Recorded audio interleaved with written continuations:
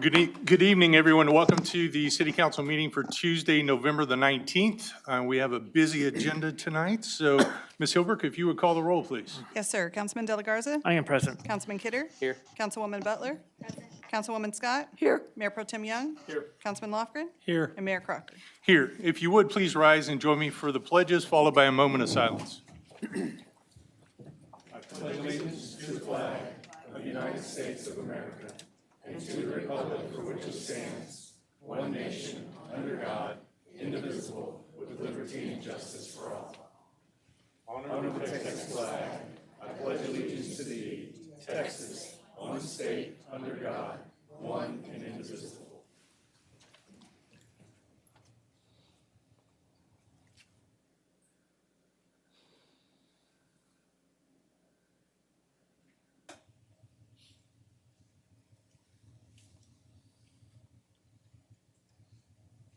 Thank you. Please be seated. Again, welcome, everyone. We will jump into announcements and reminders. Mr. Garza, good afternoon. Good evening. I'm having a little bit of issues with my voice tonight, so I apologize. I promise it does not hurt. And I also promise it's the Cowboys' fault for the game. So, general reminder on non-emergency, city offices will be closed on Thursday, November 28th and Friday, November 29th in observance of Thanksgiving. Offices will reopen at 8 a.m. on Monday, December 2nd. Garbage normally collected on Thursday will be collected on Wednesday, November 27th. Yard waste and recycling normally collected on Thursday will be picked up on Saturday, November 30th. Collection scheduled for Friday will be picked up as usual. Our Victoria Public Library will close early at 5:30 p.m. on Wednesday, November 27th, and reopen at 9 a.m. on Saturday, November 30th. Our Riverside Golf Course will be closed on Thanksgiving Day and reopen Friday, November 29th. On behalf of our communications department, they released Town Talk's newest episode today, featuring our very own Director of Economic Development, Daniel Williams. The episode discusses how businesses decide to come to Victoria and includes an announcement about which food chain is replacing Taco Bueno. We encourage residents to tune in and learn more by visiting victoriatx.gov/Town Talk. On behalf of our Convention Visitors Bureau, Discover Victoria, Texas launched its 5th annual Yo Love Shopping Victoria mobile promotion this week, offering a chance to win prizes while exploring local shopping opportunities in Victoria. Participants can sign up for the mobile pass at discovervictoriatexas.com and use it to check in at participating businesses. Each check-in counts as an entry into the drawing that will be held on December 19th for one of 5 gift bags filled with items from local retailers and restaurants. Additionally, I do have a couple of exciting introductions that I want to make publicly tonight as part of these announcements. I want to first announce and ask our new Fire Marshal, Annette Ponce, to please come up. She was sworn in yesterday as our new Fire Marshal. She brings to the role nearly 30 years of diverse experience in fire prevention, investigations, and outreach, along with a passion for community engagement. She started her career with the Dallas Fire Rescue Department in 1994 as a fire prevention officer and rose through the ranks as a senior fire prevention officer and as a lieutenant. She joined the Arson Fire Investigation Division in 2017 and was promoted to the rank of captain, leading a team of 6 fire investigators. In 2002, she retired from the Dallas Fire Rescue Department and became the public information manager for the Orlando Fire Department. And now she's our newest fire marshal. And so I'd like to introduce you to her. Annette. Hi, good evening. Thank you. I just want to say a few words. It is an honor to be here to serve as fire marshal for the city of Victoria and its community. I'm grateful to be able to contribute to the city's continued success and to be a part of such a dynamic organization. And I'm excited for what lies ahead. And I look forward to contributing both to the success of the fire department, the success of the city, and the thriving community of Victoria. Sorry. Thank you, Annette. Thank you. So on behalf of council, welcome to Victoria and welcome to the team. We're very glad to have you. Additionally, yesterday was also the first day for our new HR director. Nina Campos began with us yesterday in her new role as our Director of Human Resources. She's a Victoria native who's eager to apply her 17 years of extensive HR knowledge to helping us enhance livability in our community where she was born and raised. She began her career in 2006 with Christus Spawn Health System as an organizational effective coordinator and was later promoted to the roles of regional recruiting supervisor and senior HR generalist. She has also served as human resources manager for Victoria Electric Co-op and as director of engagement for Seeking HR, a human resources consulting firm. Her expertise encompasses a wide range of HR functions, including strategic planning, policy development, and workforce engagement. And I'm very excited that she has chosen us to be her next employer of choice. And so I'd like to introduce Nina to all of you. Nina? Thank you. I'm extremely grateful for this opportunity. I'm looking forward to all that we're going to accomplish together. Everybody's been very welcoming, and we already have some really great ideas to help make this great community even better. So thank you. Awesome. Well, welcome. Thank you.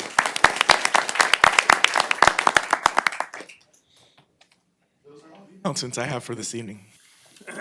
They're not helping my cause by shutting off my mic. That seemed painful. Thank you for the effort. We appreciate it. Can I leave now? Yeah, go get that looked at, would you? So moving on then, on the agenda, item B2A is a GIS Day proclamation. Ms. Hilberg. Yes, sir. Whereas the science of geographic information systems connects people, regions, and systems, whereas GIS is an important part of the geography awareness, helping people collaborate and share knowledge so the systems we rely on work each day, and whereas the City of Victoria is committed to expanding GIS to the schools and general public in order to showcase real-world applications with GIS, and whereas having a dedicated day of GIS activities for students, citizens, and government leaders demonstrates the benefits of GIS in a unique and concentrated way.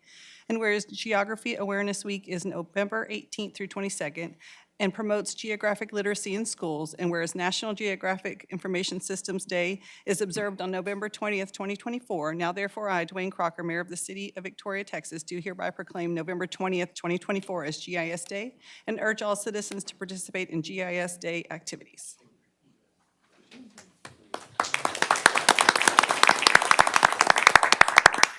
Thank you.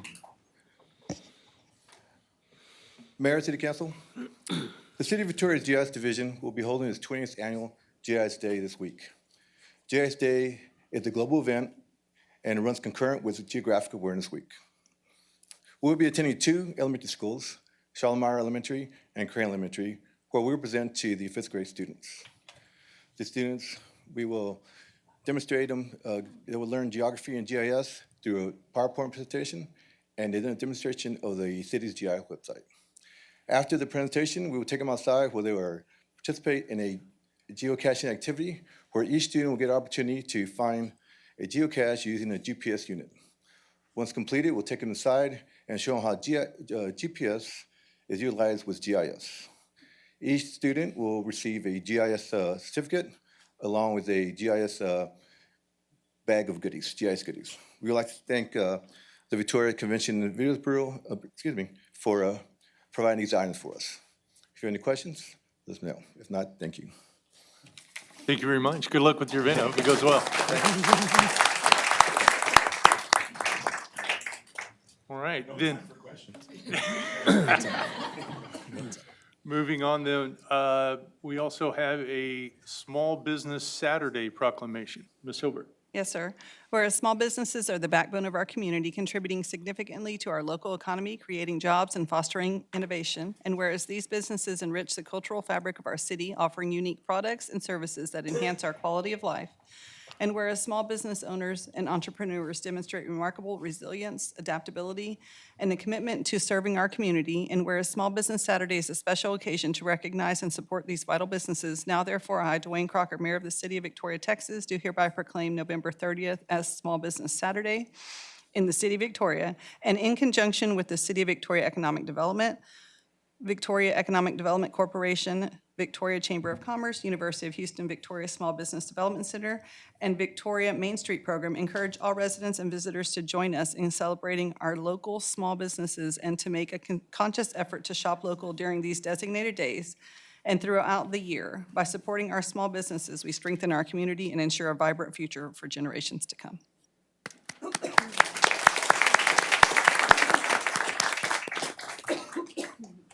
Good evening. I'm Lindsay Young. I'm the director of the Small Business Development Center at UHV, and I want to thank you for the proclamation and for recognizing Small Business Saturday. A little bit about our center real quick is we're funded by the state and the federal government to provide small business consulting services at no cost, and that's to an 11-county district or region. We are funded to have 3 business advisors for an 11-county region, and so we stay very, very, very busy. It is our goal and our complete intention and purpose to work with entrepreneurs from a startup phase through the entire life cycle of their business. Danielle asked me to bring some stats with me about small businesses real quick. It's actually very hard to pinpoint and to drill down how many small businesses are in Victoria proper or in the county. And with the help of our SBDC research department out of San Antonio, I was able to figure that there's probably 7,000 to 8,000 registered small businesses in the county, which is huge. That's a big number. And of course, not all of those are going to employ people. Not all of them are going to be active. But these are 7,000 to 8,000 registered businesses in our community. They're going to be our mechanics. They're going to be our doctors, our lawyers. They're everywhere. And so that's a big number for how many people are in our area. They're not just businesses. They're a source of pride in our economy, in our community, and we see that every day whenever we work with small businesses, specifically from the Victoria area. Small Business Saturday is really just a day to celebrate that, and it's a day to recognize our small business owners and the effort that they put into our community. So I thank you for the proclamation and for the highlight there. Thank you. And good luck. I hope Saturday goes well. I hope it's a good Saturday. Thank you. Good evening, Mayor, members of council. I just wanted to take a brief moment to kind of expand on Lindsay's talk. And so as Main Street Manager, my responsibility is to promote downtown, to encourage some of these businesses to relocate in the downtown area. And right now we have approximately, I would say at least 160 businesses. And as Lindsay mentioned, it's kind of hard to pinpoint exactly how many businesses are within the Main Street boundary, but I'm happy to say that it's 160 and growing. But I also did want to take a very brief second to say that yes, we want to bring awareness to Small Business Saturday, but there's the movement that has been building up steam over the past few years, and that's called Pink Friday. And this is designed to really encourage people to shop local. It's a lot like Black Friday, but it's really focused on encouraging people to shop local at their small businesses in their community during that time. So that is this coming Friday on November 22nd is Pink Friday, and it's the small business version of Black Friday. So I encourage everybody to remember to shop local on that day. Thank you, Ms. Garcia. And I just wanted to personally thank everybody for coming out tonight from the Chamber of Commerce, VEDC, some of our Main Street board members were also here, and the small businesses. So thank y'all for coming. And also remember that all these partners are here to serve all the small businesses in the area, and we're here to help you with anything that you need to start up your business. So just wanted to put that out there. Thank y'all. Thank you, Ms. Williams. Okay, and then our last item under item 2 is Distinguished Citizen Award recognitions. Ms. Strevel. Yes.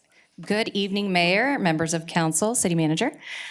Today is one of my favorite days of the year for a city council meeting. There is oftentimes solutions you guys are working so hard to resolve here in this community. And when it takes our residents who come and stay involved, get informed, and attend all 3 of our city's offered free educational programs, there's just such a different synergy that happens within our community. I like to say we like to empower our residents with knowledge, resources, and information, and you all help us do that. These people tonight are so special to make that happen. So I'm going to go ahead and read a little bit for context about what these programs are, and then we'll go ahead and recognize them.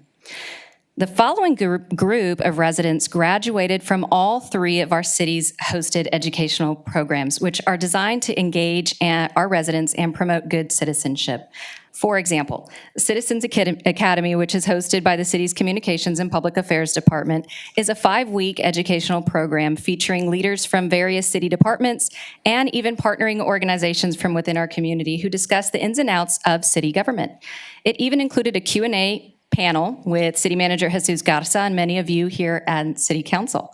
In addition, the city hosts Police Academy, an 11-week program, and Fire's Civilian Responder Program, which features the ability to rappel off of a building. I have yet to do that, but bravery to those people who have done it. And they use the jaws of life on a vehicle. We are proud to say that tonight we are recognizing 12 of our participants who graduated from all 3 of those programs. So without further ado, I'm going to go ahead and name each of them one by one. They're going to come up, grab their plaque, and stand right here and show it off. So the City of Victoria affirms that Mrs. Rose Blaha. We can clap. Feel free to clap. Mr. Carl Frisch.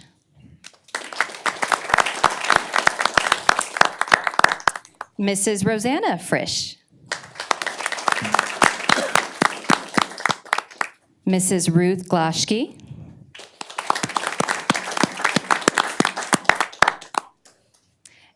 And she is accompanied by her lovely husband, Mr. Vilas Glaschke. And while he makes his way up, not pictured, but we're going to go ahead and announce her name tonight, is Ms. Carolyn Shaner. Her husband is present, and his name is Norman Shaner.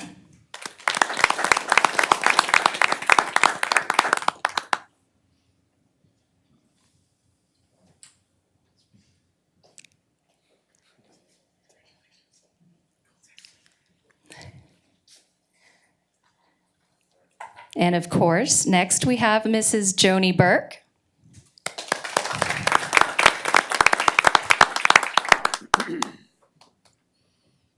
Mrs. Barbara Lingle.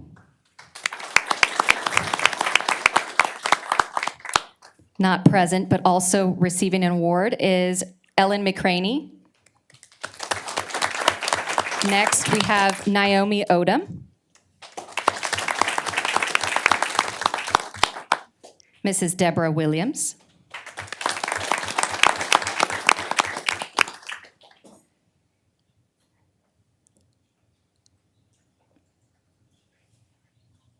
And that's all 12. Let's give them another round of applause. These individuals have completed Citizens Academy, the Civilian Police Academy, and the Civilian Fire Academy Civilian Responder Program, and are hereby granted the title of Distinguished Citizen in recognition of outstanding citizenship, commitment to self-improvement, and dedication to the Victoria community. We are so grateful for your involvement, and we look forward to seeing your continued involvement. Thank you so much.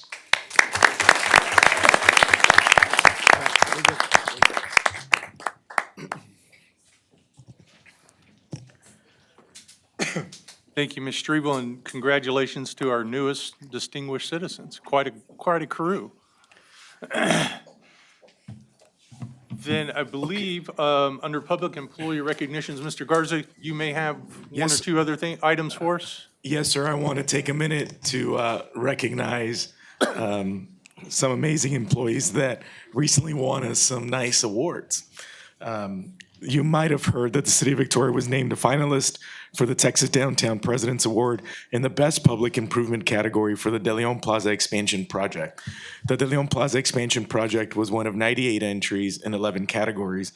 Winners were chosen based on creativity, innovation, best practices, public-private partnership, and successful solutions to downtown revitalization issues and concerns. This obviously was a big transformational and catalytic investment on our part towards our downtown, and so it's amazing that it's being recognized at a state level, and if not a national level as well. It's going to be impossible for me to name every single person that was involved with that effort, but obviously it starts with all of you for supporting such a significant investment in downtown. Obviously, Daniel Williams, Kate Garcia, all of the folks involved with our downtown, Mike 18, who no longer is with us, he moved on to a different city. I just realized that sounded like yeah. And of course, the design team from Frieza Nichols and everybody that was involved with the construction of the project. So just congratulations and thank you to everybody involved with that investment in that project. So round of applause for them. This next one is definitely equally, if not as exciting, because it really showcases the level of work that Ashley and her team have undertaken under her leadership. Recently, our communication public affairs earned 5 statewide awards from the Texas Association of Telecommunications Officers and Advisors for its video productions highlighting local culture, arts, and city projects. Some of those include us earning first place for the 200-year reflection video produced and written by AJ Gonzalez, Ashley Strevel, Sam Hankins, and George Partida. You may recall this is the video that we unveiled at the ball that evening and literally received thousands and thousands of views on social media. The team also earned 3rd place in the fire department for its VFD Cribs, which showcased renovations to Fire Station 1 and had me eating Cheetos in the pantry, and was produced by AJ Gonzalez, George Partida, and Lauren Moe. The team also earned merit awards for their VPL Jams and La Calle de los Diez Amigos videos, both of which were produced and written by George Partida, Ashley Strevel, and AJ Gonzalez. And so I definitely want to recognize them and ask them to come up, actually. We didn't get a chance to take a picture before the meeting, so I want to ask Ashley and her team, those involved, specifically AJ. AJ's been a critical component of this work, and so we need to make him stand up and get the credit that he deserves for all of this amazing video production that he's undertaken. So I'm going to step up, Mayor. If it's okay with you, you're welcome to join the picture as well with the awards.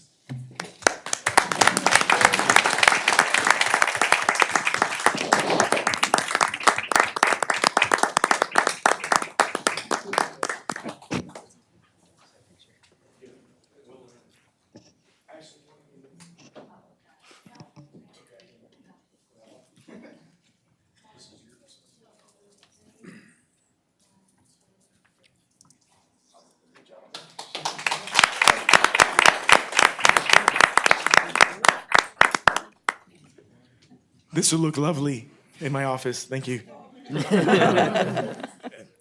Mayor, that's all I have for this evening. All right, very good. Thank you, Mr. Garza.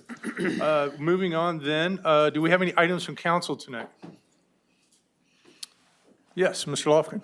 I'd like to wish everybody a wonderful Thanksgiving, and I'd like to thank the city employees for their hard work this year.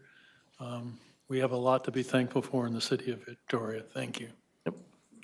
Well said. Well said. Anyone else? All right. I don't think we can top that one. Well done, Mr. Lofgren. So then moving on to citizens communication, I have one card tonight, and that is Mr. Vondera.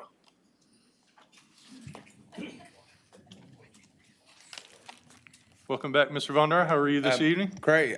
Good evening, ladies and gentlemen, and Attorney Crocker. I'm Michael Vondro. I live at 2204 East North Street. It's called Victoria Oaks Trailer Park. I wanted to thank the Parks Department for fixing up the Brownson Park, and the veteran that spent $20,000 of his own pocket for a helicopter to put at Patriot Park. I appreciate that. And I was wanting to talk about evictions. Management thinks I've been reporting it to code enforcement. They were asking the city of Victoria, have I been doing that? And the reason code enforcement found all these violations in the public works is they're well-trained by Jesus and Ken Giles. That's the only reason they found all the violations. You know, one person from code enforcement has 2 master's degrees. So it's all that education that makes them find all the violations, you know. And anyway, I was evicted on the 23rd of November and October, and they want me out by December, and they want me to move my trailer house. And they got a big fence in front of my trailer house with metal spikes and big boulders in front of my trailer house. Now, how am I going to move that out? You know, I feel like I'm living at the Texas Department of Criminal Justice, you know, a big old fence right in front of my trailer house and big old boulders and stuff. And the potholes, they still fix with pouring dirt in it. And as far as I know, there's no code violation for that, because there's no codes on leaving a big old fence in front of my trailer house and big old rocks and stuff like that. The potholes, they don't have to fix because there's no code violations. And Dana Fowler, she has not helped. And anyway, I called the personal injury attorney and can't get a hold of him because his mailbox is full. So I was wondering if Mayor Crocker could take me to his law firm tomorrow and talk to him. I'll give him $1 a mile for gas because his mailbox is always full. When you're a famous personal injury attorney, your mailbox is always full, and you don't have time for some little person like me in the trailer park. But I'm going to need some kind of extension because he's going to try to get me a writ of possession and basically demolish the trailer park. But thanks, and have a good afternoon. Appreciate it. Thank you, Mr. Vondra. So then moving on then to item C, we have items with public hearings. And so we will start with item C1. Item C1 is an ordinance amending the 2024-2025 budget of the City of Victoria and carrying forward encumbrances outstanding at September 30th, 2024. This item is on first reading. Good evening, Mayor and Council. Tonight, we're doing the encumbrance carryover for fiscal '24 to '25. This is an annual process that we go through. What we're doing here with encumbrances, what is an encumbrance? It's a legal commitment, either by contract or by purchase order, that was still outstanding as of September 30th. So essentially, goods or services weren't received as of the end of the year, so we still have that legal commitment to pay, even though we haven't paid it just yet. So what we do towards the end of the fiscal year is finance and the applicable departments review their outstanding list of purchase orders to determine what can be closed out and what still needs to be carried over. This has no impact on fund balance or working capital. What happens during the budget process is anything that's encumbered is assumed to be spent during the year. So when we do this project, what we do is we add this amount back to that beginning fund balance and then add it back to the expenditure budget, so there's a net zero effect on the budget. And essentially, this is just a matter of financial transparency, just to let y'all know that we still have these commitments and that we're still ongoing with these projects.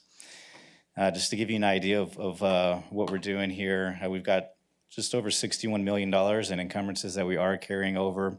The majority of these are always going to be capital projects. The big ones this year, the public safety headquarters, Tanglewood Street reconstruction, and some other street projects, as well as 2 vehicle purchases. So if y'all have any questions, I'll be happy to answer them. Any questions? No, this is our annual housekeeping measure, so we certainly appreciate you keeping us on track there. So, with that then, if there's no questions, I will open the public hearing with respect to item C1. If you wish to speak to the council, please come forward at this time. Seeing no one, I will close the public hearing and entertain any motions with respect to item C1. I move we adopt C1. Second. I've got a motion and a second to adopt item C1. Is there any discussion? All in favor say aye. Aye. Any opposed? Item C1 passes. Moving on then to item C2. Item C2 is an ordinance amending Chapter 15 of the Victoria City Code to prohibit the operation of BYOB establishments between the hours of 2 a.m. and 7 a.m. Monday through Saturday and 2 a.m. and 10 a.m. on Sunday. Prohibit the consumption of alcoholic beverages at BYOB establishments between the hours of 2 a.m. and 7 a.m. Monday through Saturday and 2 a.m. and 10 a.m. on Sunday. And amending Section 14-9 hours for sale and consumption, providing penalties for violations, repealing conflicting ordinances, providing a savings clause, providing a severability clause, and providing an effective date, and providing an open meetings clause. Good evening, Chief. Welcome. Good evening, sir, Mayor, Council. What is a BYOB establishment? I think it's important that we talk about that right out of the box here. It means an establishment including private clubs not otherwise regulated by the Texas Alcoholic Beverage Code that allows patrons to bring the patron's own alcoholic beverages into the premises or onto the premises of the establishment for consumption on the premises. Currently, there's no restrictions on a BYOB establishment operating after 2 a.m. in Victoria. Other establishments that allow the on-premise consumption of alcohol are regulated by TABC, and the BYOB establishments are not. We'd like to propose an adoption of a city ordinance prohibiting the BYOB alcohol establishments from operating in the city of Victoria between 2 a.m. and 7 a.m. Monday through Saturday, and 2 a.m. to 10 a.m. on Sunday. Adopting this ordinance would increase the community and our communities and our officers' safety. Obviously, some of the cities that we talked about before, some of the cities that already have an ordinance that basically requires the 2 a.m. to 4 a.m., here's where we have a majority of our calls for service. 57% have been between the 2 a.m. and the 4 a.m. number. Obviously, the incidents or cases are 232 are in that 2 a.m. to 4 a.m. window. And some of the other cities that have this BYOB ordinance, as you can see, they were Austin, Carrollton, Harker Heights, Houston, Irving, and Lufkin. And one of the actual ordinance says that it shall be unlawful for a person to consume or possess an alcoholic beverage at a BYOB establishment between 2 and 7, 2 a.m. and 7 a.m. Monday through Saturday, and 2 a.m. to 10 a.m. on Sunday. It shall be unlawful for a BYOB establishment to operate between 2 a.m. and 7 a.m. Monday through Saturday, and 2 a.m. and 10 a.m. on Sunday. It shall be unlawful for members of the public to remain on the premises of a BYOB establishment, including the parking lot, between those same hours, actually between 2:30 and 7 a.m. Monday through Saturday, and 2 a.m. to 10 a.m. on Sunday. And it's an affirmative defense that the person that's actually on the property is a paid employee of the BYOB establishment. And lastly, this is the hours of consumption. No person shall consume or possess with intent to consume an alcoholic beverage in a public place on any time on Sunday between 2 a.m. and 10 a.m. and on any other day between 2 a.m. and 7 a.m. Violations of this subsection shall be punished by a fine not more than $500. Does anybody have any questions about that, about this? I have one. I saw some cities there that had already passed similar ordinances. Is that correct? Yes, sir. Do you know if any of those ordinances in any of those cities have been challenged in court? I don't know the answer to that. Ms. Lacy, do you have any knowledge of that? I'm double checking on that right now, but I don't believe that they have. I don't think they have either, sir. I don't. Okay. Chief, kind of along that line, not as far as challenging, but obviously they had stats before they did these ordinances. What was the result of the BYOB ordinance following institution of the ordinance? I don't know what the follow-up on that is between these other. Some of them are pretty recent. I just didn't know if there was I don't know the answer to significant that. reduction in. The only thing that I can speak from in a personal experience is a lot of the clubs, or several of the clubs, would have aggravated offenses, murder offenses, aggravated assault offenses, and mainly they would be in those after-hour clubs from the 2 to 4 window. And that's the only personal experience that I have on it. But as far as these, what the actual numbers are, I don't know, sir. Chief, could you go back to the slide that actually has the the verbiage? Yes, sir. One more. There we go. Okay, so you'll notice on the slide there that the phrase "with intent to consume" is highlighted in red. So there's been some discussions about that. I believe in our packet that portion was struck in the proposed ordinance. But I believe that after some discussion, it was determined that perhaps that should stay in, given the fact that it would be seemingly inequitable for someone to, and easy, or not easy, but could certainly happen with someone to possess alcohol, for example, in their vehicle after 2 a.m. It's a closed container. It's in the back seat. They've got a 12-pack sitting on the back seat, but they happen to be in a public place at that point. So we thought that the discussion was that the intent to consume aspect of that was important. And so I just wanted to point that out. And Ms. Lacy, if you want to comment on that further. Yes, sir. To jump in, so this hours of consumption is a different section of code than the BYOB ordinance itself. However, they are connected, so we felt like it was time to update 14-9. When we originally proposed this to our outside counsel who helped us write this ordinance, he suggested striking those 4 words, the intent to consume, because that would match the language in the BYOB ordinance. However, after we discussed it, we felt like it was actually better to leave it in. So if that's okay with council this evening, then when we bring this back on a second reading at the next meeting, we will put that language back into the intended ordinance. Along with that, just so that y'all are aware, one of the things that is being changed is it's the last section that says violations of this subsection shall be punished by a fine of not more than $500. As published in code, it says $50, and we went back and looked at the original ordinance when it was adopted, and it was adopted as $500, but for some reason there was a typo in there that got missed way back when, and so we're just correcting that to how it should be. And so that's the reason for that change. And then we also are changing the times on Sunday from 2 to 10 a.m. We did that with the intent to reflect the change in state law that allows for the sale of alcohol at 10 a.m. now on Sundays, which it used to be noon. And so we're just changing those times to make them match. The idea is that, say someone wanted to have a brunch event on our plaza, which is public property, on a Sunday morning as a fundraiser or something, they would be allowed to start serving alcohol, mimosas, things of that nature at 10 o'clock versus noon as it previously was.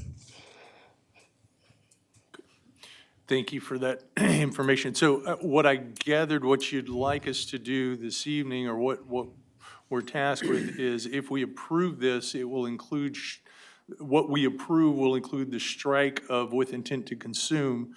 But our intention, no pun intended, is that when this comes back on second and third reading, that it would not, that we would add that language back in. Is that correct? Yes, sir. We will present it with that language included in on the second reading for you to vote on. Okay.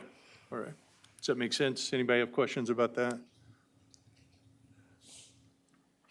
We could make an amendment. I looked at, similar to, for example, what we did with the UDO is we approved it and then went back and made revisions to it on second and third reading. That seemed to be the easier path forward. Perfect. Before we get to that, I'm still trying to catch up with which direction we're going with it, because now I'm looking at the word possess, and it seems like that's really what you're trying to tackle by adding in with the intent to consume. And I'm just wondering if it reads no person shall consume an alcoholic beverage, whether that's a simpler. Well, if I may, if we're trying to look at a way to curb people publicly drinking, say, at 3 a.m., if we just say consume, then we have to have evidence that they have consumed. As it stands with the possessed with the intent to consume, if we have someone with an open container, that we at least have that as our evidence to say that they have the intent to consume. Otherwise, you would have to essentially have an officer walk up on someone, literally consume it as they're taking a drink of an alcoholic beverage. And so that gives us a little bit of leeway there. That makes sense. Thank you. You're welcome. Any other questions? Okay. Thank you, Chief. Appreciate it. So with that, then, I will open up a public hearing on item C2. If you wish to address the council on this item, please come forward. Seeing no one, I will close the public hearing and entertain any motions with respect to item C2. I move we adopt C2. Second. We've got a motion and a second for adoption of item C2. Is there any discussion? All in favor say aye. Aye. Any opposed? All right, item C2 passes. Moving on then to our consent agenda. Ms. Hilbert. Yes, sir. Item D1 is the adoption of minutes of the regular meeting held on November 5th, 2024. Item D2 is a resolution approving an annual maintenance contract with Power Secure Incorporated to perform maintenance on 2 generators for the surface water treatment plant in the amount of $85,345.56. Item D3 is a resolution designating the city manager as the authorized official to accept an award from the Office of the Governor of Texas for the FY25 Operation Lone Star Grant Program in the amount of $358,799.72. Item D4 is a resolution designating the city manager as the authorized official to accept an award from the Office of Governor of Texas for Bullet Resistant Shield Grant Program for FY25 in the amount of $22,316.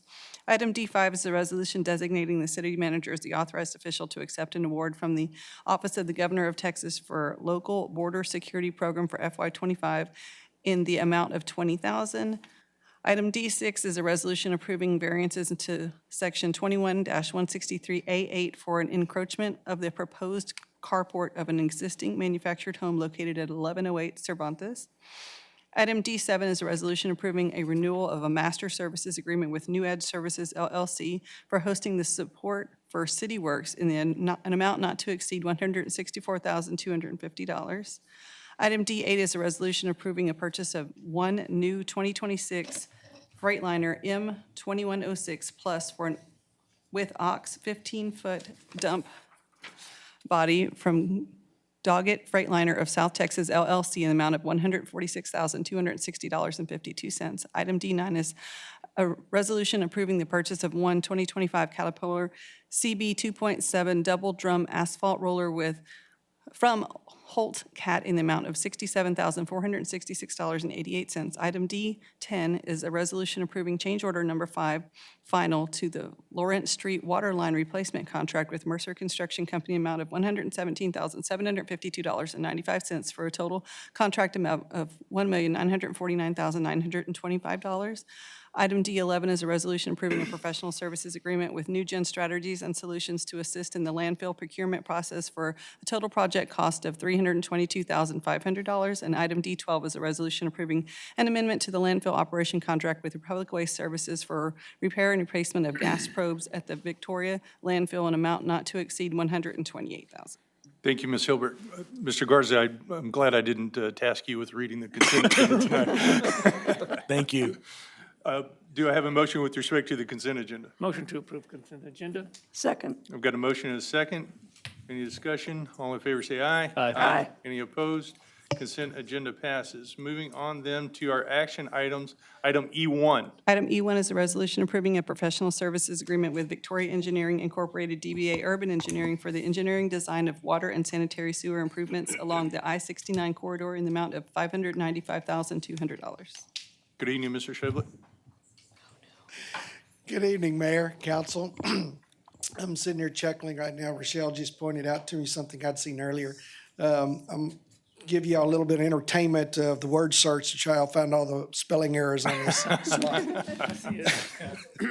It's like having a lisp. Yes. Lisp. At the November 5th council meeting, full development of the utilities along the I-69 corridor was recognized as being an economic goal. And at that time, at that council meeting, a professional services agreement was approved with the firm to assist the city in obtaining easements for these proposed utility improvements. This proposed engineering services agreement just follows along parallel with that contract. Urban Engineering had previously provided some preliminary studies, engineering study for this corridor as to the needs. And then in response to a request, they provided us with a price proposal to provide the engineering services for this project. The various services to be provided are boundary survey with legal descriptions, topographical survey with aerial, pre-designed soil testing, any TxDOT permitting required, railroad permitting for railroad crossings. They'll give us a preliminary design to review to determine if that's the direction that we're looking to go with those improvements. Then going on and creating the final design, and then during construction provide some project oversight.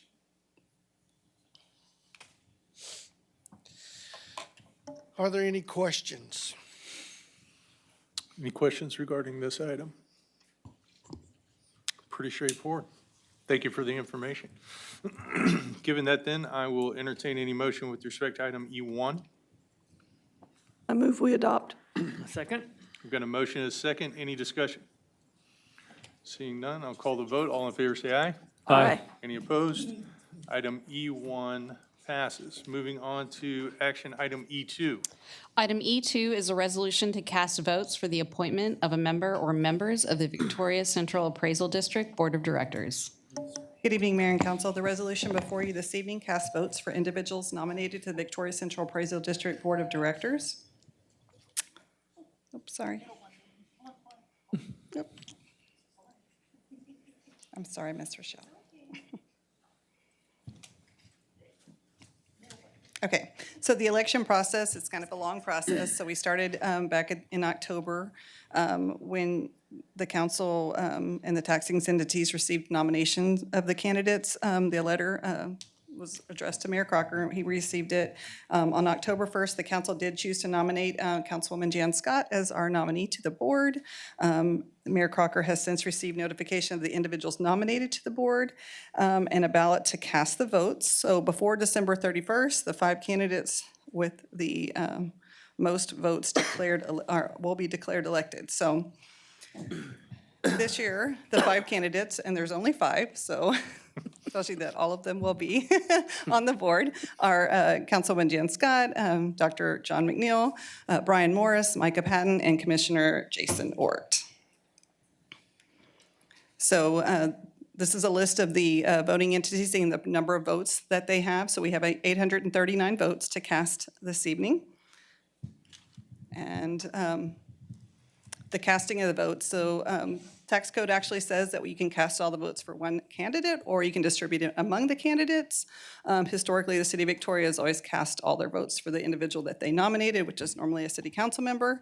But in 2023, the council did decide to cast a majority of the votes for the city council member who had been nominated, but 1 vote for each other council member because of the right of recall. We don't have a right to recall the board members unless the city council has cast at least 1 vote for each individual. So if you have any questions, the way the ordinance or the resolution is currently written, it does cast 835 votes for Ms. Scott and 1 for each of the other 4 candidates, but you're free to change that if you'd like. All right.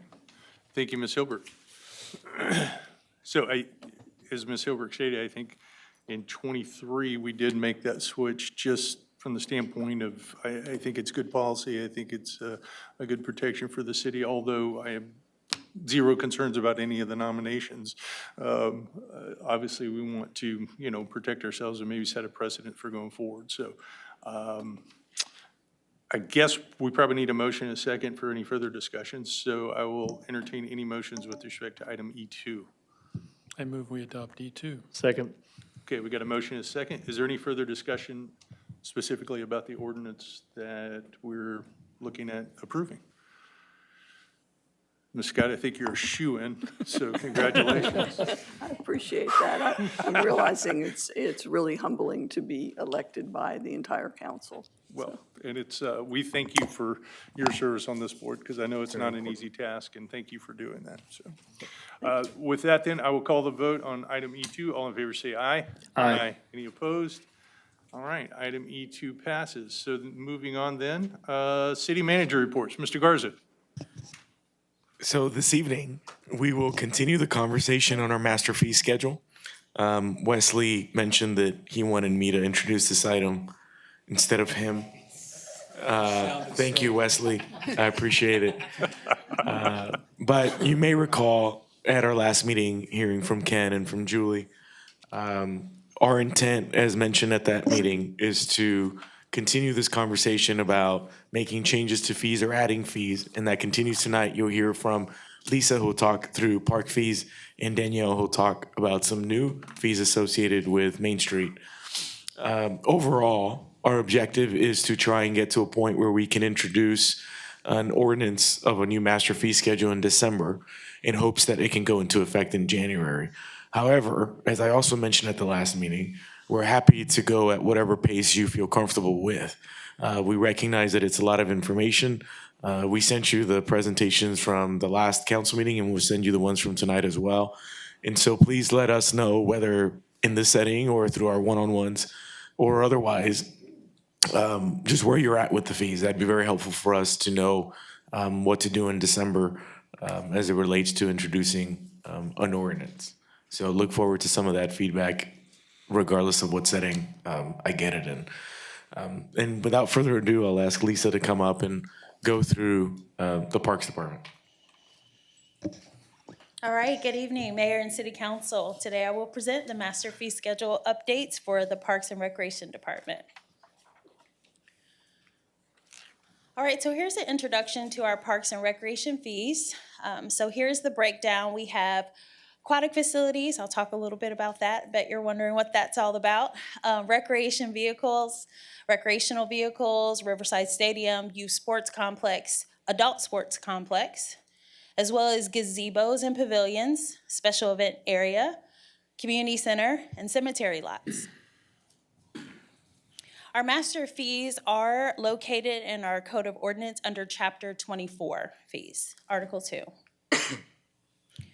So the analysis of our current fees include the comparison of current fees with neighboring municipalities or industry standards, any identified opportunities, issues, or gaps in our current fee structure, as well as feedback. The Parks and Recreation Department has over 100 fees, and they're all listed again in Chapter 24, Article 2. I will be sharing the rationale behind these changes and the expected impact of these proposed changes. Our objective tonight is to highlight areas in our department that can increase its fee revenue to enhance our residents' experience. Parks and recreation fees are often low because public parks are considered a vital service similar to education and safety. Historically, public parks and recreation agencies have tried not to require fees or have assessed only minimal charges. In recent years, however, pressure from several avenues have forced many parks and recreation departments to rethink the basic tenets and, in many cases, initiate a cost program to recover part or all of the expenses generated by this public service. The City of Victoria considers the need to charge fees with several pricing philosophies that include some cost recovery, but it also is sensitive to the financial capabilities of our Victoria residents. Ensuring that our parks and recreation programs play its important role, we are fully committed to meeting expectation and managing the fee program, and that these recovery decisions are open and transparent. So first, I'm going to talk about our aquatics facility. Our team is requesting to remove this first fee from the schedule. The Gary T. Moses Municipal Pool no longer exists, and so the City of Victoria has a partnership with the YMCA, and it offers community swim hours.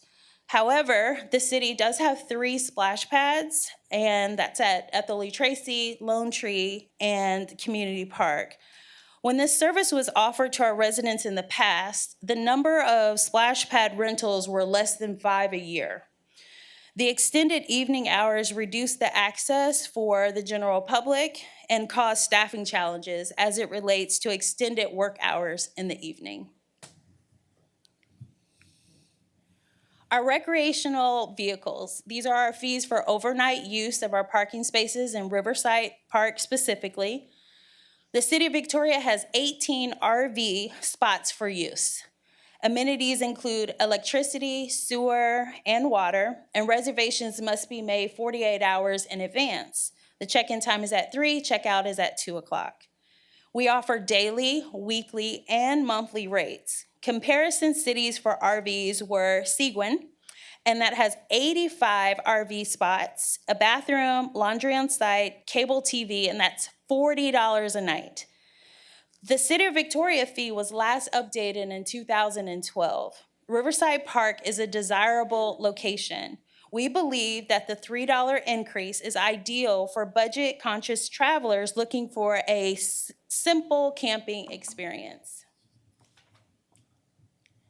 Ms. Wooby, could Yes. I ask a question back on the splash pad? Yes. You may have said this, but are you proposing to not allow those to be privately reserved? Correct. Okay, so you're removing more than the fee. Correct. You're removing the opportunity to do that. Okay. Yes, ma'am. Thank you. I was looking at it saying, I was not following what you were saying because it was going two different directions in my head. No worries. Thank you. Thank you. Next, I'm going to talk about our adult athletic leagues at the adult sports complex. So I know this slide is showing several different types of leagues play, and typically seasonally we have league play Monday through Thursday. We've used some comparison cities, Beeville, to name one. And what we decided to do on this slide, it's very simplistic, but it may look a little complicated.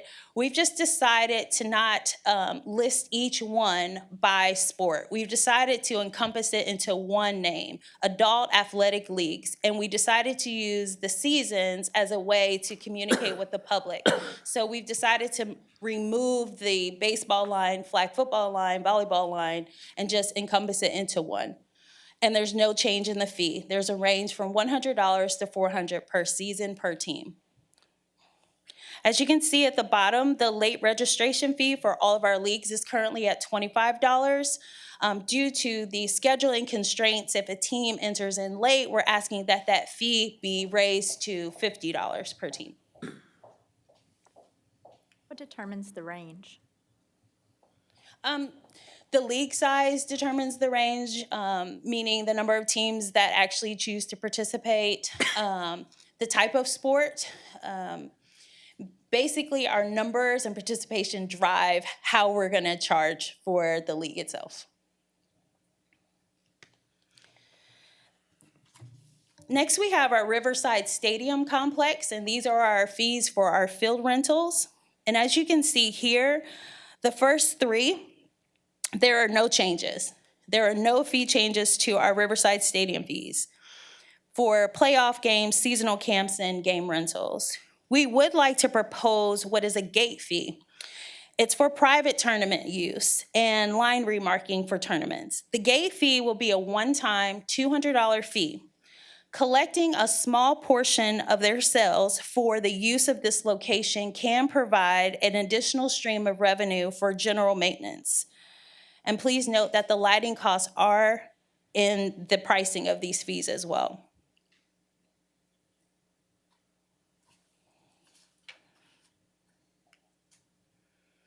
Next, we have our youth sports complex. And what's nice to mention about our youth sports complex is that we are getting some very encouraging numbers, and there are lots of gains in participation in the recent years at this location. So we are proposing for the championship field an increase of $25 from $150 to $175 per game. As you can see, it was last updated in 2018, as well as each additional game with an increase of $25 per day. We had a very successful weekend this weekend. Almost 55 teams were at this location. So that should give you some gauge of the activity that we have on a weekend basis. Lisa, Yes, sir. can you go back to the slide of Riverside Stadium? Adam, I don't want to get too far along before coming back. sorry. Uh-oh. You're going forward. I'm trying to go back. Start over. She's done. Thanks for coming. Thank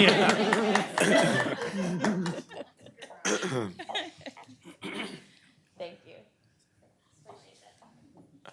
Yes, sir. To the Riverside. Might be back further. Up. Oh, my gosh. That one. Got it. I keep wanting to hit the circle like a, thank you. Keep going. Here you go, sir. Right here. You didn't verbalize it, but I think you should. Yes, sir. The items at the bottom related to low field. Can you talk through those? Yes, so adjacent to the Riverside Stadium, we have two additional fields that we we use for practice, for tournament play. And so those get as much use as our other facilities. And so before, the fees did not incorporate Low and Ripamani fields. So we wanted to make sure that we captured that. Currently, our other fields that are used for practice or tournaments are also at the same cost of $75. And throughout the presentation, you'll see the increase of the $25 that we're proposing to a $100 fee for that. We have many teams that come to our facilities to practice and use those for tournaments. So we want to capture that as well. Thank you, sir. Thank you. And while you're on that slide, just, I think I understood this. So on the gate fee for private tournaments, Yes, sir. that's for Riverside Stadium. And is that in addition to the game rental fee? So let me, Yeah, well, I see Riverside Stadium game Yes. rental $225, and then a Yes. gate fee for private tournaments is $200 for the tournament. yes, sir. That is a one-time fee Which for the is, tournament. which is different than a game. Correct. Yeah. Okay, so it would be it would still be the $225 per game. We're just adding $200 per tournament Correct. on, okay, all right. And you'll see that also as well throughout the presentation, that we're trying to capture that as well at not only just Riverside, Youth Sports Complex, and adults. Okay, and remind me, tell me again what's captured in the gate fee? The gate fee, typically what is happening, our tournament directors are receiving a percentage of admission fees that come into the complex. And those could range from thousands of dollars. And so in lieu of picking out a standard number, we opted for a one-time fee, similar to what you would do for a concession fee, a one-time concession fee. That's pretty standard in operations for tournaments, so we thought this was a good route to go. It's just to ask for just that initial cost proposed for $200 when they come through the gate, instead of how many did you get today? How many people were in the building? It made it a lot easier. So just a one-time fee. And you'll see the same thing for the adult complex and youth sports complex, because what ends up happening with these tournament directors is that it's a profit-driven thing for them. And so there's a lot of money that is made by the tournament directors by charging admission, and we get none of that. And so it's common practice to try and recover some of that expense. I'm having trouble differentiating, though, if there's a game rental fee, isn't that to the person that's using the field, isn't the money coming from the same place? So that essentially it's and I guess it's per tournament, but isn't it essentially just raising the fee of the stadium? I don't see the distinction between Not them. everybody that uses the field for a game uses the whole facility and charges an admission. Okay. So there are oftentimes somebody does just book a field for a game, and that's all it is. Whoever books that game is not trying to make a profit off of hosting that game. When a tournament's taking place, somebody, yes, is getting charged for the game, for the games, but that organizer is making a profit off of using our field. And we're getting none of that. And so I think the analogy she used, I think, is spot on, which is if we think of concessions, right? When somebody utilizes our concession stand to sell snacks, whatever, it's very common that we're sharing in that profit to some extent. Sometimes it's a percentage, sometimes it's a flat fee. Doing a percentage is much trickier because then that necessitates a lot of accounting back and forth as opposed to just a flat fee. So like the Victoria Generals, they charge an admission fee, but they're not having a tournament, they're having a game. That's a good example. How So would you I'm- handle that? Good evening, Council, Mayor, and City Manager. Thank you. So for the generals, they're under contract by this ordinance right now at $225 per game. Same thing with UHV as well as VSID. So you'll see that there's no changes right now to those user groups at this game fee for the $225. When we talk about the other fees for the tournament, let's say we have national championship sports come in as an organizer to rent Riverside Stadium, Low, and Ripamani Field. Then we're asking for the stadium for the $200 fee for $100 fee for Low and Rippamani. So $400 will come in for that day. While they're there, they can set up a gate, and then they can collect $5 or $10, $7 for that parent, family, grandparent. So we're just asking for that additional fee. So you would get, say the weekend then would be $800 for the weekend for the rental fees for Saturday and Sunday, and then a one-time $200 fee. And so you're at about $1,000 that would make just at that example. Thank you for that clarification, because this is only private tournaments, not our contract usage.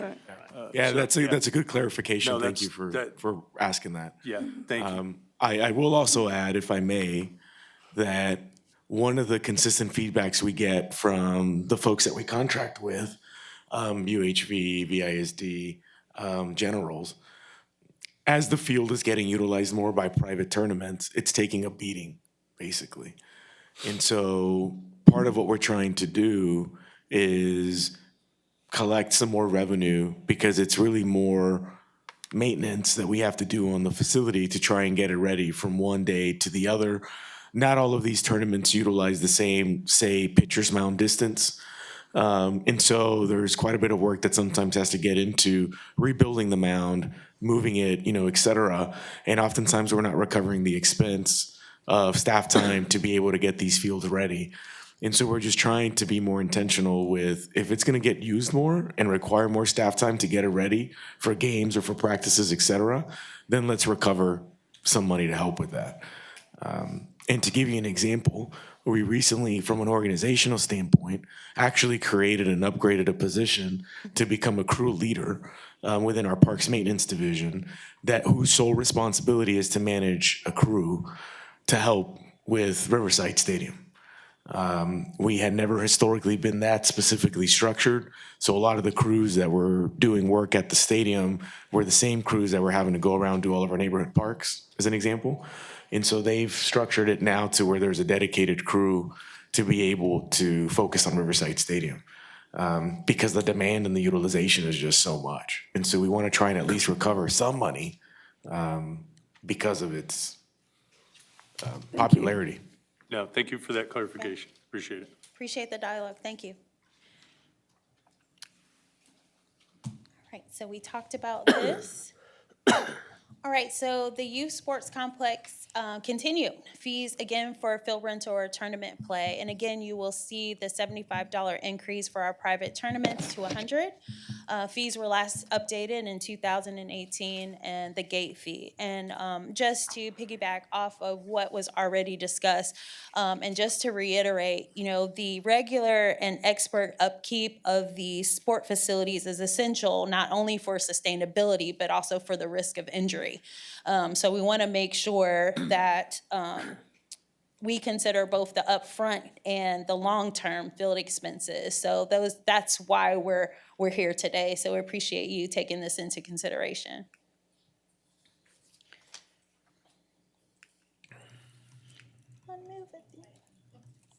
Oh, you're typing. All right, thank you.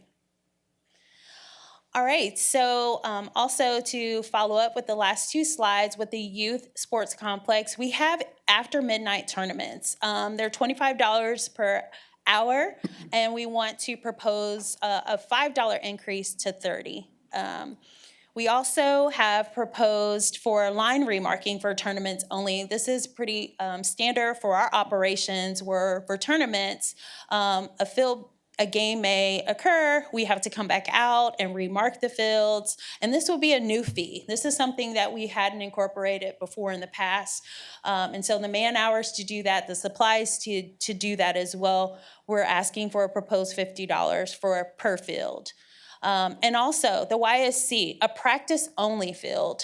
We get a lot of requests for these tournaments, and also tournament directors to come in and practice only. And so we wanted to create an opportunity for that, a 2-hour minimum, a 4-hour minimum. And as you can see, the prices vary. $40 for 2 hours, and then 4 hours, it would be $85, Monday, Tuesday, Thursday. And we do a lot of field prep in order for the practices as well.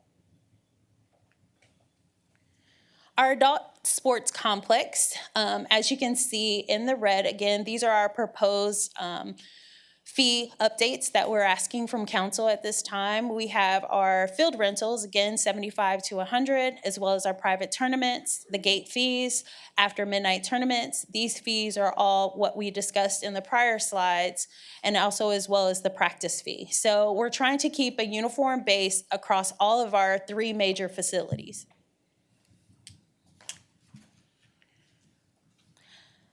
Next, we have our multi-purpose complex. You may know this as the soccer field, which can turn into a flag football field. And so we currently have that field rental, just like our softball facilities, for $75, and we're asking for the increase to $100. We are not making any changes for the tournament deposit. Next are our gazebos and pavilions, which are quite popular. Victoria has 11 total gazebos and pavilions, which cost anywhere from $10 to $15, depending on the location and the number of amenities. These are a great gathering place. We are requesting that these fees increase $5 for each, with the exception of Ethel E. Tracy Amphitheater, which will be increasing to $25 if approved. We are attempting to bring these 2014 rates to area market rates for such facilities. San Marcos is at $33 per day. Sugarland is any range from $19.50 to $33 per hour. And the park staff spends a large amount of time in and out of the season maintaining these outdoor structures. There's insect damage, there's staining, repainting, rusted bolts, and they all have costs that are associated with it. Staying on top of these issues is the best course of action, and these increases in revenue will help extend its lifespan. Is De Leon Plaza gazebo handled differently? Yes, and Danielle's actually going to talk about it after Lisa. All right. Yes. All right, so our Parks Department accepts applications for special events, and these are fees for an event that requires special requirements outside of normal city operations. Not to be confused with what Kate is going to come up and talk about, we actually have events that are a lot of times inside of our parks, and so what we wanted to do is incorporate a new fee. So our special event area, where we typically hold July 4th and our New Year's Eve event, we wanted to create a per hour $15 proposed fee in this location. We have not done that before in the past, but we thought it was great to capture it now. We're getting more and more people asking for this area. It is becoming a very viable spot. And the same standard fees, as you can see the asterisk, there's no fee changes for the barricade use, the user setup and removal, all of that stays the same.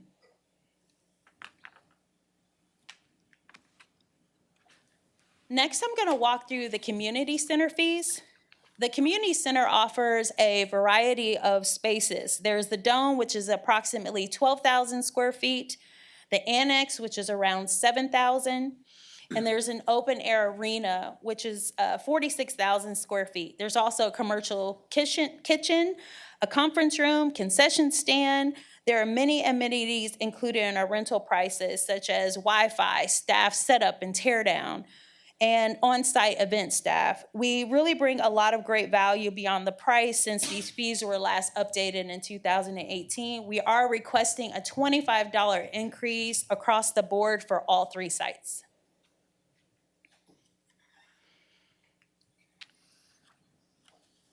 Tables, chairs, and projector fee for the community center. The community center does rent out tables, round and cocktail, $1 each, and chairs for 25 cents each. We are requesting a $1 increase for tables and 25-cent increase for chairs. The center will receive a new AV equipment. We're excited about that. And we do receive numerous requests for the use of this. And so we'd like to charge a fee for this of $20 per hour. We have a lot of requests for displaying your special occasion pictures and things of that sort. And so we want to be able to provide that for our residents on a large screen. We surveyed several cities who offered the same service, and we are unique in what we offer. We really can provide everything in one place. We offer a planning assistant and a true in-house connection to suit our residents. So this fee seemed quite fitting with the new equipment. We want to be able to maintain that long term. Next, we have our cemetery lots. And as you can see here, we do offer a burial permit. It's $10, and that's been that way since 1995. So we're asking if we could up that rate. It does take staff, and Steve can attest to this, as well as the tournament play. There's a lot of activity. It's a lot of increased engagement with the public and our residents. And so we are proposing $25 for that. And then as you can see, for Evergreen Cemetery and the Endowment Fund, there's none for sale at this time. So we're asking to place that inside of the master fee schedule. And then our Riverside Golf Course. And this is just a high-level overview. I'm not going to cover any fees today, but I did want to make you aware that we are planning to increase our golf course fees. There will be a report given to you in December next month that will outline these fees as well as future capital projects. And I'll be happy to answer any questions should you have those at this time. One question I had on the community center. Yes. The livestock show, of course, annual event, are they under some kind of contract? Or Yes. do we do, okay, I was thinking Yes, that they sir. were, so I wanted to clarify. And that's actually February. expiring Yes, sir. like this year, I think. Mhm. So we were in communications with them about extending that. Got you. Okay, thank you. Awesome. Any other questions? I do. This question goes back to, I think, the second item that you brought up with the RVs. Yes. I guess the lots, $15 per night. And then you mentioned that there was some, you have monthly rates as well. Yes. Is there any limit on the number of months that someone can stay there? So we renew, I believe it's after 30 days. Yes, for 30 days, and then we have to sign a new contract with them. I guess what I'm asking, my concern is there somebody that can just like make that their home? And Oh, no, sir. Okay. Not at all. We regularly monitor that area. There's a scanning system. We just created new signage in that area, so we're able to track quite often. We do daily walkthroughs through that area to make sure that everyone's in compliance, and daily, monthly.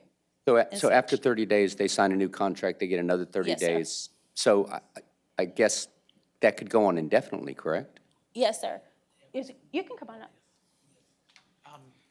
Yes, Councilman, it's a 30-day stay, and then they have to be out for 6 months and then come back. But the chances of them coming back within that 6 months, are like if they come in at 5 months or 4 months, like we'll work with them as, you know, as long as they're keeping their space up and good tenants. There's no consecutive 30-day. Correct, no consecutive 30. Thank you for that. Thank you. Appreciate it. Sure. Is that the case Understood. even for winter Texans?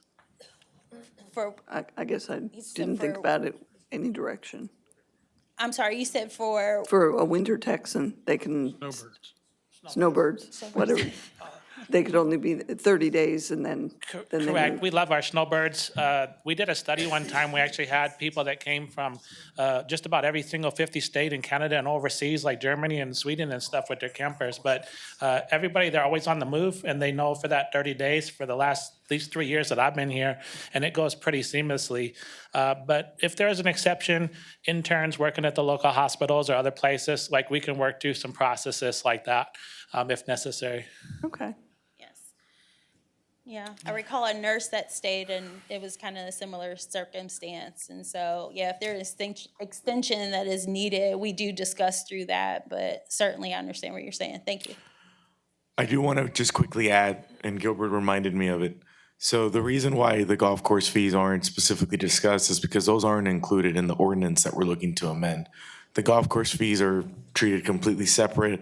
I actually have the authority to change the fees associated with the golf course, and we've been under this pattern of changing them every 2 years, basically.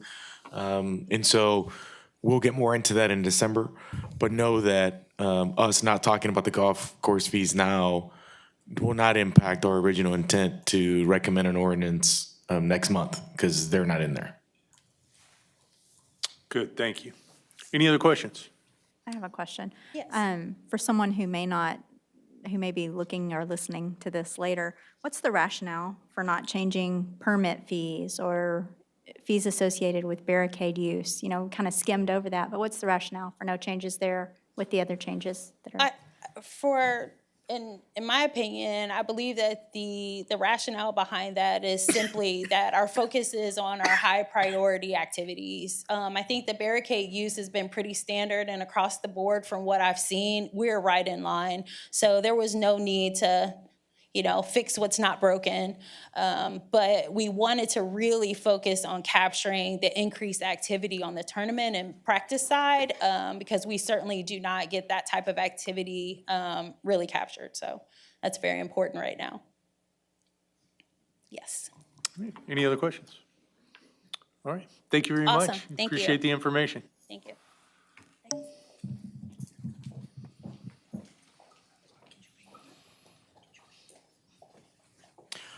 Okay, so Danielle obviously is going to talk about what you brought up, Councilwoman Scott.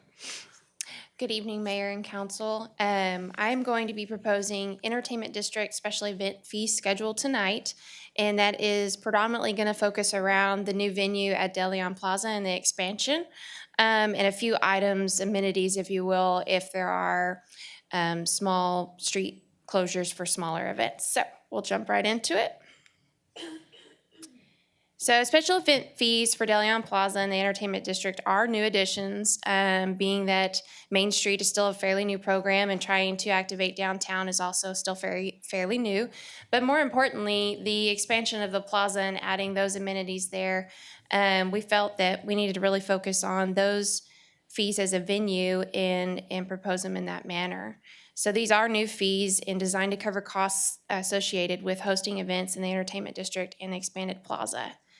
We aim to recover the costs related to organizing events at the plaza, including the use of the facility and amenities such as electricity, barricades, additional trash receptacles, and gang boxes, which are electrical boxes that are mobile, and more.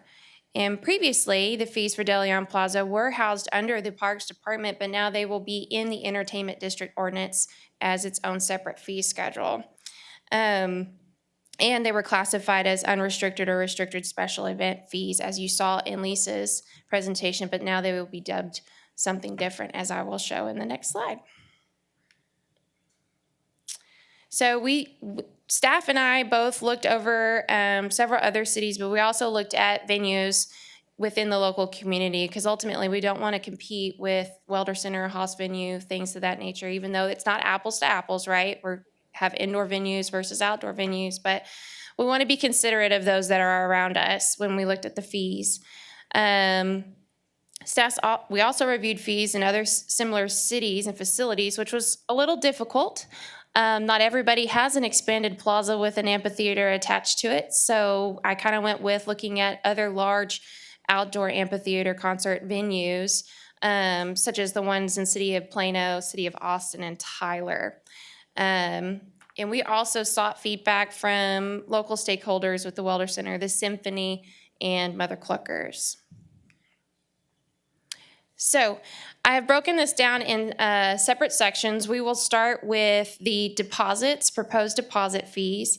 One new fee that we have never implemented before is the application fee. So anytime that there is a special event that occurs within the city, it's quite an undertaking in taking in the paperwork, reviewing it for completeness, and as we have presented in the past at a previous city manager's report, this would be the administrative cost coverage for what it takes for the committee to review the new special event consultation process and that new ordinance that we had mentioned in a previous city council. So it's a $25 fee. Then we have De Leon Plaza without performance pavilion usage at $500. That's a damage deposit. De Leon Plaza with performance pavilion, and the performance pavilion is the covered stage area. usage at $1,000 damage deposit, supplemental trash cart damage deposit. With Main Street program, we do have our own Main Street stamped carts that we can deploy out if you need additional trash carts. And that's $150 per event. And then we also have barricade damage deposit, metal crowd. Those are the pedestrian barricades, the A-frame plastic barricades that are required by our local PD department when you want to close a street. And that's $250 per event. And of course, with most damage deposits, they are considered refundable unless if you do incur some damages to the facility or any of the amenities. So now we have facility usage fees. We have the DeLeon Plaza Bandstand usage fee at $20 per hour, 2-hour minimum. That previously was either $75 for the day or $50 for a half day. This will be more in line with the events that we have been requested, like a small wedding. So 2-hour minimum, you show up to $20 per hour. DeLeon Plaza without performance pavilion usage fee weekday, Monday through Thursday as a half day is $400 per day, and that's events that are 6 hours or less. DeLeon Plaza without performance pavilion usage during the weekday, Monday through Thursday, full day is $1,300 per event, events greater than 6 hours. DeLeon Plaza without performance pavilion usage fee weekend, half day, $525. DeLeon Plaza with performance pavilion usage fee weekend, Friday through Sunday full day is $1,600 per event. And then we also incorporated a setup teardown day usage. That's a non-usage fee. We didn't want to have to charge people another usage fee if they're not actually using it. So it's just for hauling in equipment, setting up vendors, things of that nature. So that would be $400 per day. Now we have some proposed equipment and service fees. When we get into your larger events, we always consult with Daryl Lesak, our environmental services director, on what type of dumpsters or roll-offs would be needed for the size of event. And so those costs there are listed as actual costs because they are driven by Waste Management as commercial disposal and as per our franchise agreement with Waste Management. So those are calculated in-house, and then they are, the promoter pays Waste Management for those, but we try to work with them and schedule it accordingly to help them through the process of planning their event.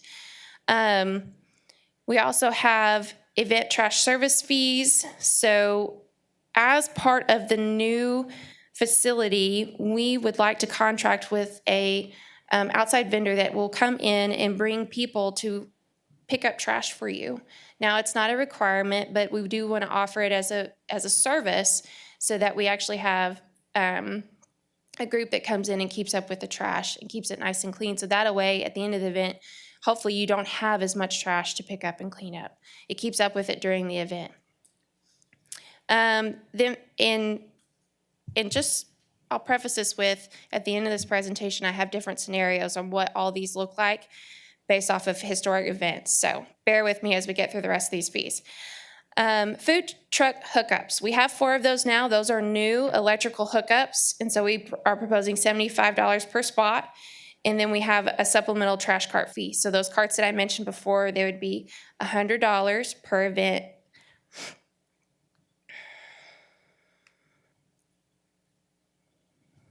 Some other items that we have and that have been used in the past are those gang boxes, as I mentioned before. Up to 12 hours is $50 per gang box. There's only 4. We only have 4 in the city. Or you can use them from 12 to 24 hours for $100. Then you have the barricade usage fee, city staff setup and removal. That's our staff delivering them, setting them up in the appropriate locations, and tearing them down at $500 per event. And then we have user setup and removal, and that's $50 event. Essentially, they come, they pick up the barricades, they deploy them, and then they bring them back for only $50 per event. Then we have electrical distribution at $175 per cabinet. Those are the large black electrical cabinets on the 4 corners, essentially, of DeLeon Plaza that require a certified electrician to come turn them on every time that you want to utilize those. And then you plug in essentially one of those gang boxes to extend the power out for food vendors or arts and crafts vendors down the streets that surround the plaza. That's not a new fee. That has been in the ordinance for some time, along with the gang box fees and the barricade fees. Ms. Williams? Yes. On this slide, the third and fourth entries, part of it says type 2 with lights and type 2 with lights. What's the difference? I believe that was supposed to say type 3 with lights. Because type 3 is a I didn't little know bit if it more was substantial. Without or, Yeah, we are required to have barricades with lights on them, so I think it's Okay. just a difference of the size of barricade. We have the A-frames with the 1 bar with a light, or we have the 3 bars with a light. okay. Yeah. Thank you for asking that question. Public safety fees. Most of the time, these fees are required when we get into events that have large number of participants, or maybe it's a sporting event, or maybe especially if they're selling and distributing alcohol. And so those numbers in the fees are driven by how many staff that police and fire determine need to be present based on the entire logistics of the event. And in the next slide, I'll get into more of the details as far as what that actually fee looks like. But public safety fees apply only when prescribed by the committee. So as I mentioned before, when we move into this new special event ordinance, there will be a committee that will review these special events. PD and fire are a part of that, and so is the promoter. And all of these fees are agreed upon way prior to their event. And we're always willing to work with the promoter so that it does make sense for them. So we have police, EMS, and fire protection, because sometimes fire marshals do get called if you have open flame sort of things, or if sometimes they come through and check the food trucks as well. All right, so I'm going to start with extra large event scenario, and I'm going to work down from large to medium to small. And these are based off of events that have occurred in the past, and these are just scenarios. And I just wanted to show it as a demonstration of what an event could look like, fees all applied. But like I mentioned, all of our fees are sort of a menu, and they're really meant to tailor to the event. And all the events can be different in size, different in day, different in time, different variables. So it does get a little difficult trying to apply fees to try to make like a one-size-fit-all, because you can't really do that with any event. Everybody wants to have their own creative license and creating an event for themselves. So with an extra large event, think of Tejas Fest, okay? We're blocking off several blocks of downtown. We're anticipating a huge crowd of people, and we're encompassing all of the plaza, and we're gonna have lots of trash because of the food trucks, right? And that's also going to require fire and PD and EMS because of the duration of the event and sale of alcohol and food trucks. Well, and it's a full weekend event. Right. This is a 2 weekend full day rental with 2 setup and tear downs. So you have like a setup on a Friday, then you have your event Saturday, Sunday, and then you tear down on a Monday. This is all hypothetical too. And so as you go through it, you can see the fees are applied as based off the proposed fee schedule, and then it comes with a total of $19,784. Now, the fees added in for this particular event were based off of a event we had this past year, and just in case if you're wanting to know, clarify on PD and fire, for a multi-day event, it's somewhere about 10 staff for fire and EMS with 1 Kubota and 1 EMS tent, okay? And that's 10 staff for the entire duration of the event. So it could be 5 this day, it could be so many this other day, and so forth. For PD, for such a large event, we're looking in the upwards of 30 to 35 staff members being present during that multi-day event to make sure that it is secure and taken care of. Any questions before I go to the next one? Okay. So a large event scenario, we can see a little bit lesser of a bill here. We have the entire plaza with performance pavilion, 1 weekend full day rental with 2 set up and tear down. So that's essentially if you're just having a 1 full day festival on a Saturday, and then you're going to be setting up and tearing down on Friday, Sunday. And with that event, fire and EMS is roughly around 2 to 5 staff in a Kubota.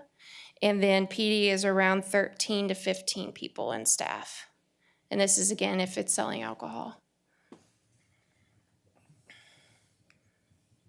Medium event, think of a street dance, like how we used to have the street dances. A lot of times that's only 1 fire, 1 PD, maybe not even fire. It's usually just 1 PD because we only have 1 beer booth working on a street dance. So you see the $2,300 there. So that's just 1 half-day, weekday rental of $400. I'm trying to keep apples and oranges together here. So in your usage fee, including the pavilion, you had a 1-day setup and 1-day tear down. So it's a total of 3 days. Right, in the previous event? Yes, and yes. And then the one before that, how many? It's That the same. is Performance Pavilion, Okay. 2 full weekend days, Saturday, Sunday, and Plus then, day on either side. yep, Okay. that's correct.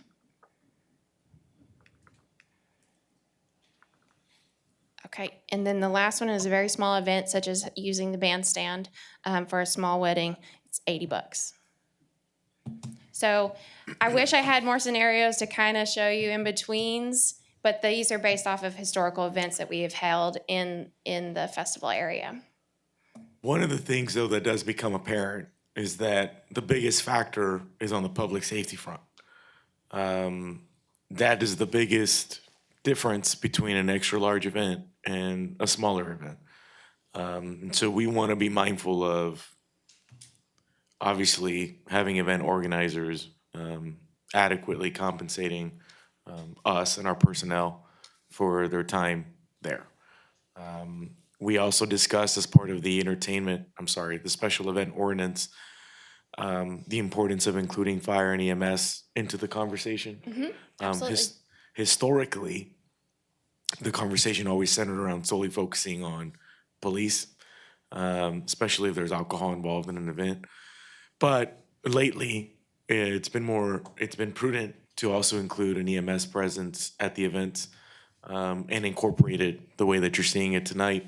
That's a big priority of Chief Gomez as well, to ensure that we have adequate EMS, because oftentimes in the absence of us having EMS personnel there, and there is something that happens or a call comes in, you're having to have people come in from Station 1, for example, to come in all the way downtown, versus having the paramedic already on site, in a Kubota, being able to respond and it not take away from our response to other things in other parts of the community, right?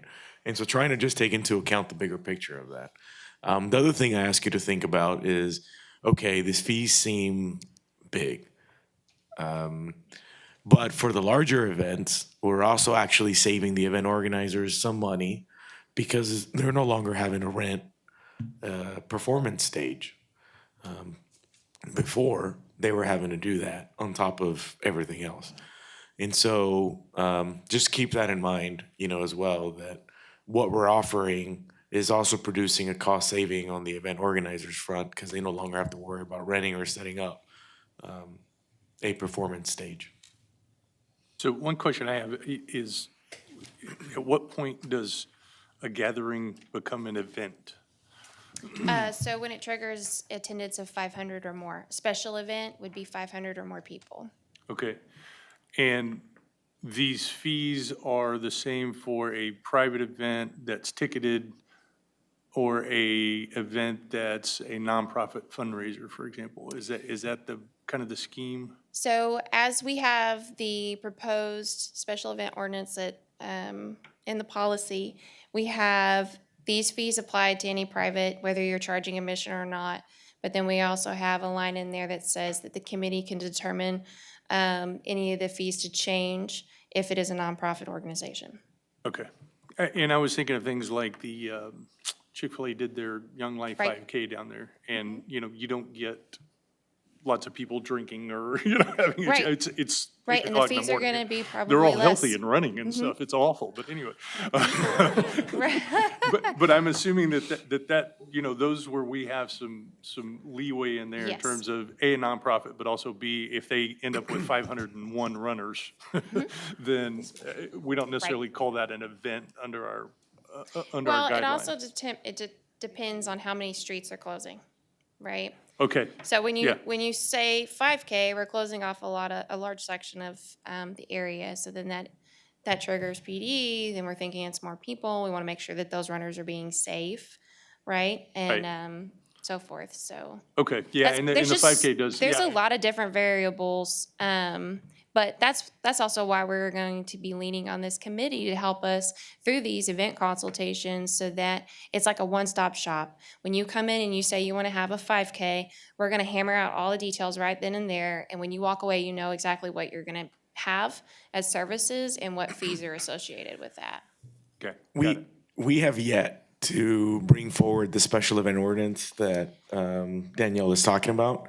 I'll tell you right now, I'm not a fan of leaving it up to the committee to decide how to handle nonprofits. That is a recipe for disaster to just leave it, you know, so we'll have to revisit that. Yet they all need to be treated. Right, exactly. Yeah. equally And that's across why the it board. makes sense Yeah. that if we want to treat nonprofits different, then we need that direction from you. Because it's also not uncommon in some communities to have a whole slew of nonprofit rates at facilities across the board. You know, for example, Lisa was telling me about a community or two that she's worked at where that was the case, where in all facilities, from park rentals to community center to events, like that community actually had nonprofit rates for every single little thing that you could think of, with the idea that if it's a nonprofit, we're just going to charge a little bit less. Now, historically, that hasn't necessarily been the approach that we've taken. But if the direction from council is, hey, we'd like to see a version of this that has nonprofit rates, we can certainly, you know, put that together. And it would make more sense to approach it that way than to just leave it up to a committee to decide what that nonprofit rate is, depending on whatever. How I felt that day. We you have know, to or build whatever. certainty into the process or Right. into the Yeah. procedure. Yeah, I get that. In terms of the number of events that we've had, and I know we're on a short sample at De Leon Plaza, I mean, were most of those events not including the city, but, you know, were most of those events nonprofit events? Were they, and I'm thinking, for example, there was, the Symphony had their event there, and there was, I know we had a ticketed for-profit event here recently. Sure, yeah. What's the mix of who's using it or has been using it this past year? And you may not be able to answer that off the top of your head, but. I would say it's probably split pretty evenly down the middle if I had to just, you know, mentally make a list and pick out a percentage. We are seeing a lot of processions, church processions. There have been a number of 5Ks. There have been, you know, there was a FOMO Fest that was a community festival. Faith Family had an event at the plaza that was free to the public. So I would say that there is, in terms of, I guess you could split them up in between community events, for-profit, nonprofit. I would say it's pretty evenly split between all three. We haven't had, you know, the for-profit events would be on the lower side, I would say. But there have been a good mix of all three types of events, if you had to split them into buckets. I was just going to mention, as far as ticketed events, we've only had 2 Okay. a year. So charged admission, we've only had 2. It's usually only 2 or 3 that we have per year. Okay. Yeah. You put up a lot of fees, but I noticed a lot of categories of De Leon Plaza without the performance pavilion. But the only place I saw the performance pavilion was in your examples of the large event. Are there proposed fees for the performance pavilion, or does it go without saying that you get that along with De Leon Plaza Or how's that going to fit together? So are you asking if there are events that don't use the performance pavilion? Well, you have that, but is there the potential of the performance pavilion by itself for, say, a street dance? And alternatively, what is the performance pavilion cost? That's a good question. Since it's a brand-new facility, I don't think I can answer that very accurately. Because we've never really had that situation where they just wanted to use the street dance and not the rest of the plaza. So typically, when they use the performance pavilion, the stage, they are using the rest of the area. Okay. And your fee on that was what you had in the large event example in the... Right. I don't So we think I have s- with performance pavilion and the Yeah. extra large event, and then also with this one. Okay. Yeah, I don't think we've had an event request for that yet. So usually what happens is an event organizer will come in and say, hey, I want to have a concert. They'll pay their fees, and then they'll offset their expenses by charging vendors to come in for a market or something, or food trucks. And so we don't typically see somebody come in and say, hey, I just want to have a concert and throw some lawn chairs out. Maybe Downtown Rhythms would do that, but that's the only one I can think of that would come in, and traditionally they're not charged to use the space, so they don't need to offset their expenses.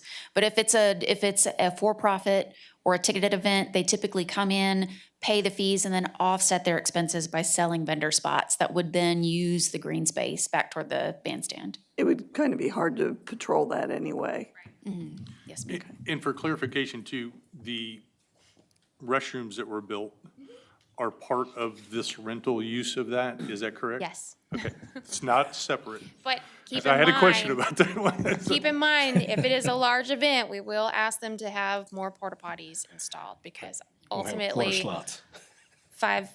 6 stalls can't carry the weight of all of that. What if somebody just wants to rent the restroom building? We'll turn that over to Chief. All right, any other questions? A lot to think about. I ask you to think about the nonprofit, question. Because we do know that, UHV, VISD, Victoria College, all typically kind of have nonprofit rates for their facilities. And so just something to think about. It would obviously create more complexity with a fee schedule, without a doubt. But if your concern is, well, that might be too much money for a fundraiser or something to that effect, then the best way to tackle that would be through a nonprofit rate of some kind. And then at that point, we would just have to be prepared with the idea that you're going to have all sorts of nonprofits created, utilizing the space. And then you have just families using it because it's a park, and, their rental fee would have to be considered if we were looking at different levels. I wouldn't want to charge a family more than a nonprofit.